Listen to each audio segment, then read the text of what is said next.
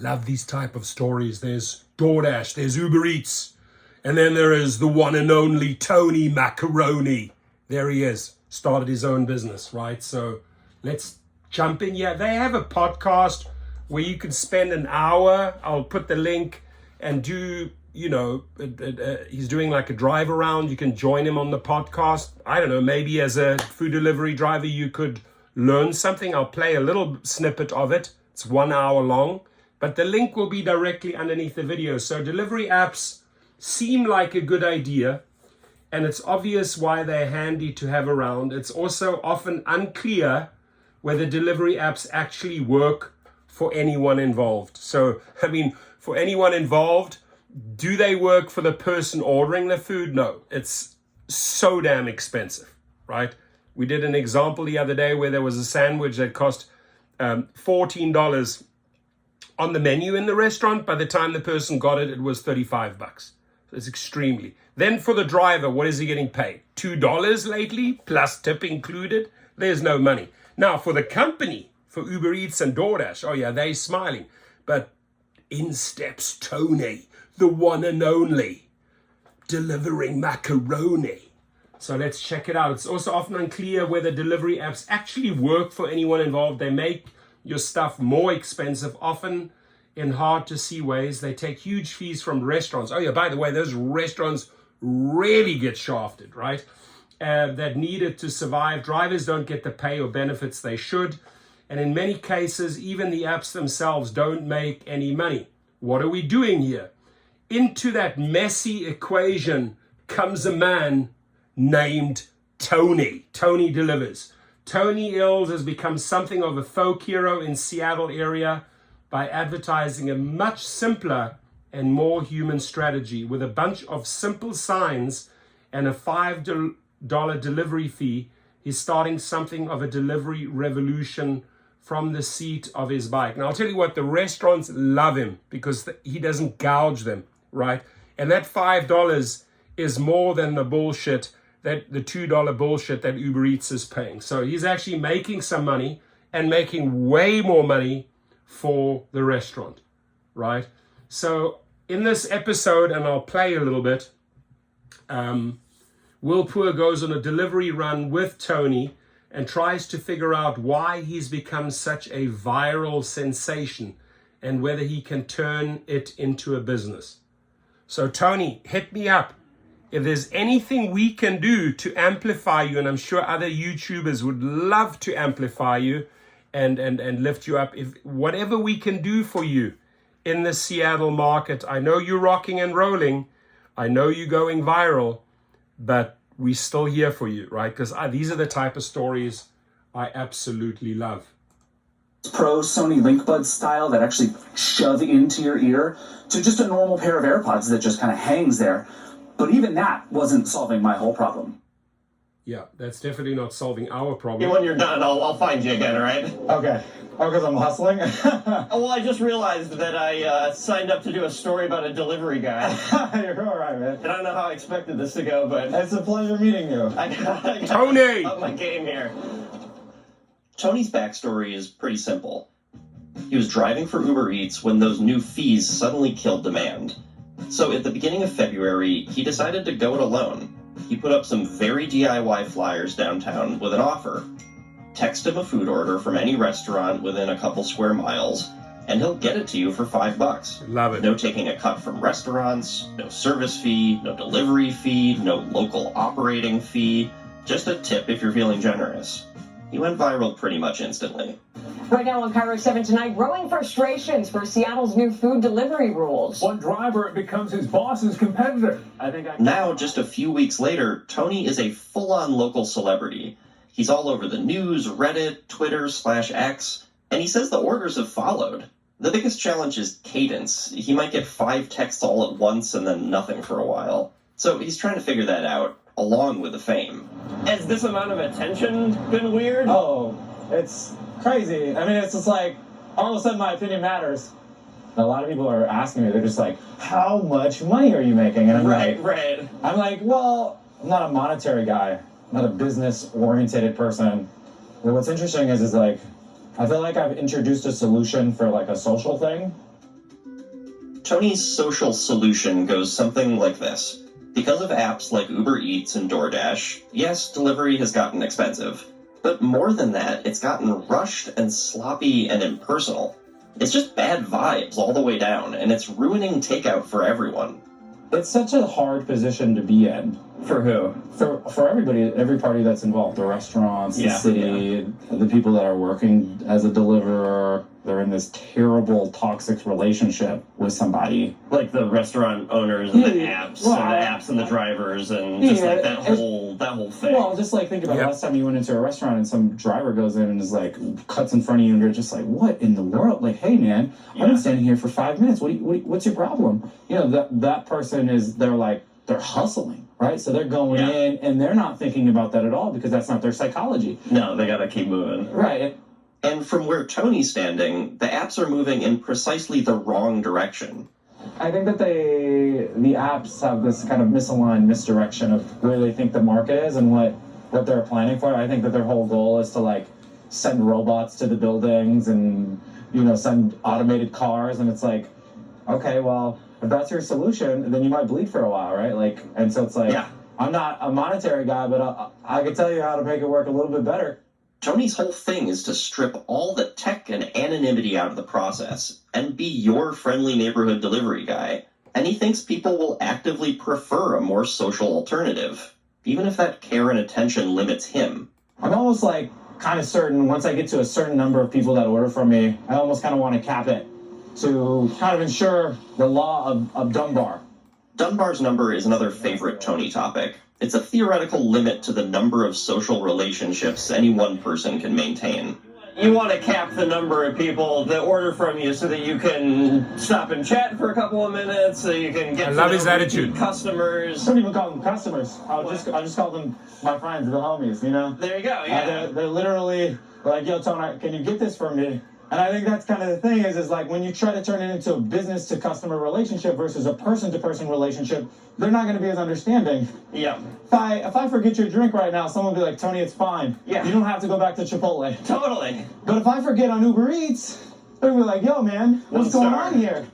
In short, Tony thinks that there is a whole lot more to delivery than speed and cost. But yes, he is cheaper than the competition. And often faster, too. I've never seen anybody run through a Target. I picked up somebody's Target stuff and I was running through the Target. I'm gonna run here real quick. Yeah. I follow Tony as he makes 2, maybe 3 deliveries back to back. Some chicken and a shake from Dave's Hot Chicken. Hey, does it come with a drink or anything? Yeah, let me get A salad from a healthy bowl place called Evergreens. I'm honestly not 100% sure, it was such a blur. But at each pickup and drop-off, Tony lives up to his own pitch. He's courteous, warm, casual, and chatty. So, man, how are you doing today? We pull up to our next destination, a big apartment building. And while we wait in the lobby for Tony's his homie, to come down, he's recognized by a stranger. Okay. You're the guy. Yeah, I am. Nice to meet you. I stop and chat with Tony's homie for a few minutes. He says that he and his roommates have ordered from Tony maybe 10 times in the past month. I was just scrolling through Reddit one day, and then I saw someone posted a picture of one of his flyers that were posted like in the city. And I was like, oh, that's pretty interesting. It's cheaper than Doordash. So I was like, I'm going to give it a try. And then ever since. I mean, I love this guy. Seriously love this guy. He's so down to earth, so real, so approachable. He calls his clients homies, right? And, you know, he's in Seattle. Why are food delivery drivers not using his exact same success recipe? Don't reinvent the wheel, right? Just take the wheel. Take the Tony wheel. Do it in Portland. Do it in Austin. Do it in San Antonio. Get the flyers out, right? And I deliver for my homies, right? $5 straight. And let them know what radius. Why don't you just put a grid there? I deliver within this 10th Street radius. And then maybe you find the next guy who will then do the next 10th Street radius. This way, the restaurants will love you, right? They will love you because they're actually making money. They're not parting with that 30% that DoorDash and Uber Eats and Grubhub are screwing them over, right? So get real, guys. Just like on underneath, you'll see my private driver chauffeur course. sold at 4,500 times, right? Worldwide, teaching people how to recruit their own clients, their own riders, converting Uber and Lyft riders into your private clients. It's at GigRocket. This guy is doing the exact same thing, but with people who order food delivery. He's saying to them, go direct. I know you with Uber and Lyft. Here's my advertising. Nobody can stop you. This is not illegal. You are an independent contractor. You don't need licensing like you need in the rideshare business or commercial insurance. A couple of very expensive investments, right? Okay, you're not going to make the Calabasas to LAX $200 profit there. But you do 20 of these $5 deliveries in half a day, right? You have a certain radius. Just think about this. You made $100, maybe on an e-bike or on a bicycle, and I will guarantee you that $5, because you have this homie, this friendship, this relationship, this warm relationship. Here's another $5 for you, Tony. Here's another $5 for you, Jack. Here's another $5 for you, Samantha. I'll guarantee you'll be smacking $10 each time, versus like this deal that I just looked at. It said $7 including tip for 40 minutes on Uber Eats, or $2 for an Uber Eats delivery, right? It's a no-brainer. Every food delivery driver that comes across this, and we're going to carry on, I don't want to cut him off, should be doing this in their city. Now, you're not going to succeed clashing with Tony on his turf. He's got his streets down, he's got his turf, but make friendship with Tony. Hey, I'm a driver, do you mind? How about I go into that area? Cool, right? Use this formula. It is such a basic, successful formula built on real relationships, right? Where you don't screw over the restaurant. They love you because they're actually making money. Then me and my roommates can go too. Oh, nice. So you guys are like serious regulars at this point. Like I said, between the three of us type thing. And were you Uber Eats, DoorDash people before that? Yeah, exactly. DoorDash mainly, and then it was just like got expensive, so we're like, let's see what else there is. What's the Tony experience like, and how is it different from the apps? I think it's a lot nicer because first of all you have to do is just like text him, so that's already a lot easier. He's much faster, and it's always nice like having like a quick conversation with him in like the lobby. He always waits. He's fun to talk to. He's a very chill guy. Like we've had some nice conversations. It's cool. At the end of the lunch rush, Tony and I sat down at a cafe to talk some more. I went into the story wanting to know whether a guy like Tony can make it. Seattle's minimum wage is almost $20 an hour. So to match that, he'd need 4 deliveries an hour, not accounting for tips. Which, after seeing him in action, definitely feels doable, but it is a hustle. In other words, it's still gig work. And Tony's only working the lunch and dinner rushes right now. So after this whole adventure, my question remains, can he make it? It turns out that is Tony's least favorite question. I'm looking at it as like, I just understand people. People, they all have their perspectives, and all I'm trying to be is the glue that glues you in that connective tissue. So that way you can get off Reddit and stop arguing about how much money I'm making. Get off Reddit and stop arguing whether it's going to be financially responsible. I can figure that out on my own. I get the sense that Tony has become a kind of avatar. Everyone's putting all their thoughts and feelings about the gig economy onto him. I think that's why his story blew up online. If you're frustrated by big, powerful companies making life more annoying, he is the folk hero to root for, which is just way too much for Tony to take on. All of a sudden, people are texting me and they're like, you got a great business mind. And I'm like, what are you talking about? And I think that what people are trying to do, they're trying to box me. They're trying to say, Tony fits here. And I think what they're lacking of understanding is I actually don't fit anywhere. I'm this round ball that's just rolling down the street. Like the one in your pocket. That's exactly. Tony has no idea whether Tony Delivers will make it, or what will happen to food delivery more broadly. He just knows that something needs to change. What they tried to do is they tried to put food on a conveyor belt and deliver it like an Amazon package, and it's not going to work. They're winning right now, but at the end of the day, it's not going to work. It's too expensive. They're like waiting for things to be solved, and they're hoping that somebody down the line is like, intelligence is going to hit that S-curve. They're going to be able to plug in the robots, and they're going to be able to do it. And I'm here to tell you, it's not going to work. As cagey as Tony is about his own future, he will say that he's been fielding calls from all over the country. People who have heard his story and want to do what he does. So it's like, all right, well, how can I then be the Energizer Bunny for some things that we do like and that we do think about, and maybe that I can kind of more positively impact. This is amazing. Tony, dude, you need to come on our show. You need to get onto a couple of these YouTube shows, because this man is so approachable, right? He is conversing, he's taking calls through Reddit from other people around the country. I haven't listened to this podcast. I suggested that early on. Other people around the country follow his formula. His formula is very, very basic. He's highlighting his entire formula in this 1 hour conversation, right? But the fact that he actually even helps people and takes their calls, huge. In a different sense, just giving people the right direction, energizing their buddy, so to speak, giving them the battery to kind of the right mindset. So what does this all reveal about the gig economy? Well, Tony has clearly tapped into something. And in spite of his grander pronouncements, what he's saying is pretty straightforward. I think that what it represents, I think personally, is like this idea that we don't need the apps. We're so used to apps mediating all of our activities that at this point, what if not apps actually feels revelatory. But it's telling that Tony's customers are more than happy to ditch Uber Eats and Doordash at the drop of a hat, or the drop of a new fee.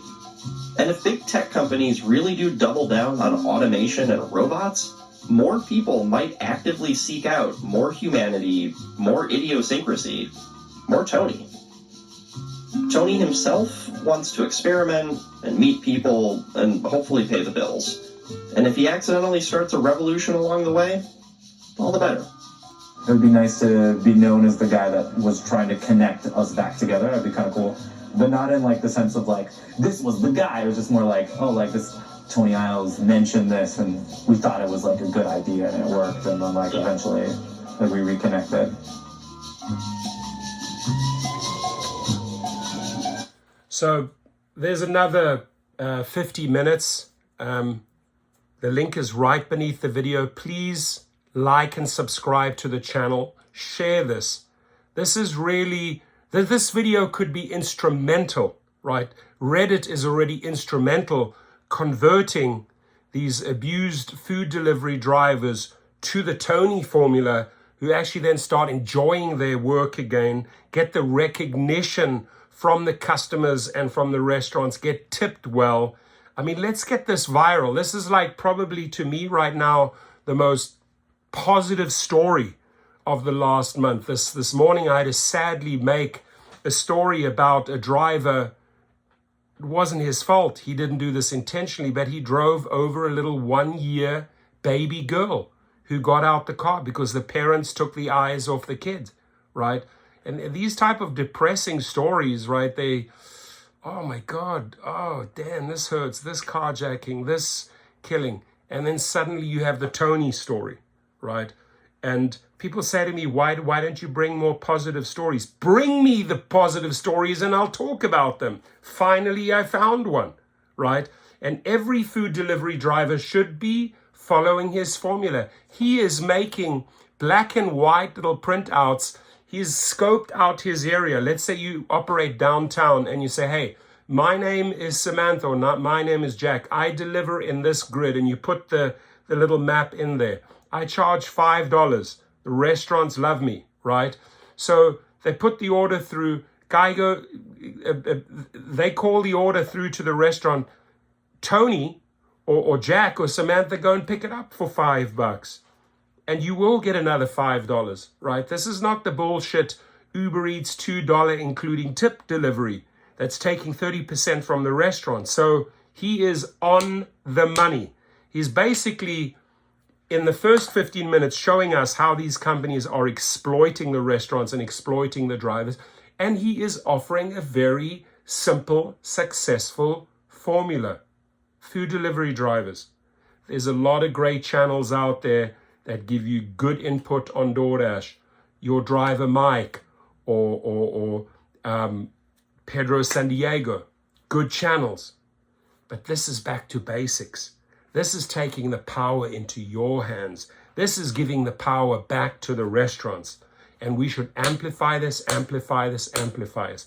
So if you made it to the 20 minutes, if you've actually watched this entire thing, just say, put underneath, hey, I watched the entire video.